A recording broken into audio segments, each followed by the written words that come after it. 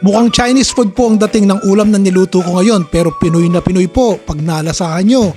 Tignan nyo po ito at palagay ko'y gagawin nyo.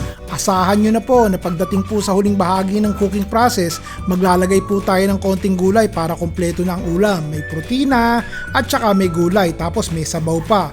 Wala na po kayong hahanapin pa. Kombinasyon po ito ng manok at dahil mukhang kakaunti yung manok na inilagay ko, naglabas po ako ng karning baka sa freezer.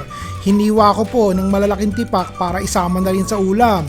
Nilagyan ko nga lang po ng asin at paminta at konting mantika yung karning baka.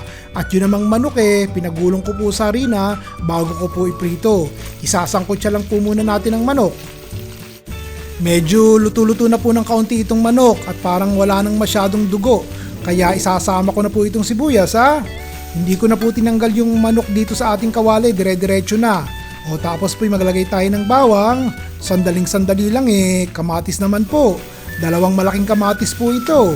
O hintayin nyo muna magkalerot-lerot yung kamatis. O patisan nyo po. Lagyan na po natin ng konting paminta.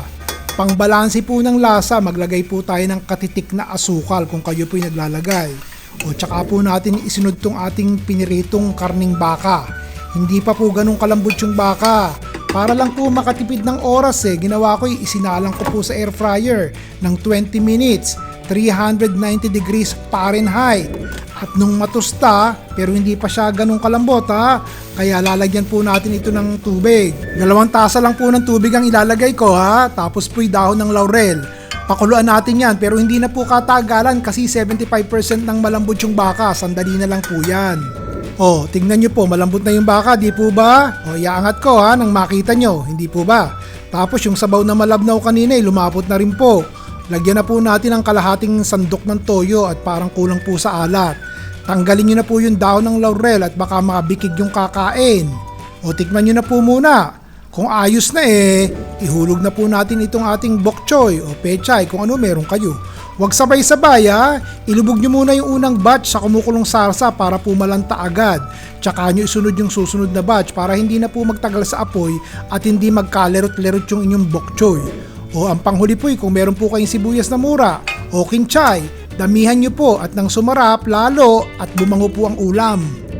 Hindi po pangkaraniwang combination tong ulam na ginawa ko sa inyo ngayon pero ang na-realize ko po pwedeng-pwede naman pala po. Medyo may kamahalan ng karning baka kaya special occasion na lang po. Pag niluto nyo to yung sama-sama ang pamilya pag weekend, dun nyo dapat lutuin to. Masarap po yan. Ayos po ba? O bukas, gagalingan po natin. Tapos may sabaw at may kasamang gulay. Yun po ang gusto nyo di po ba? Kayo boss Ron Bilaro po.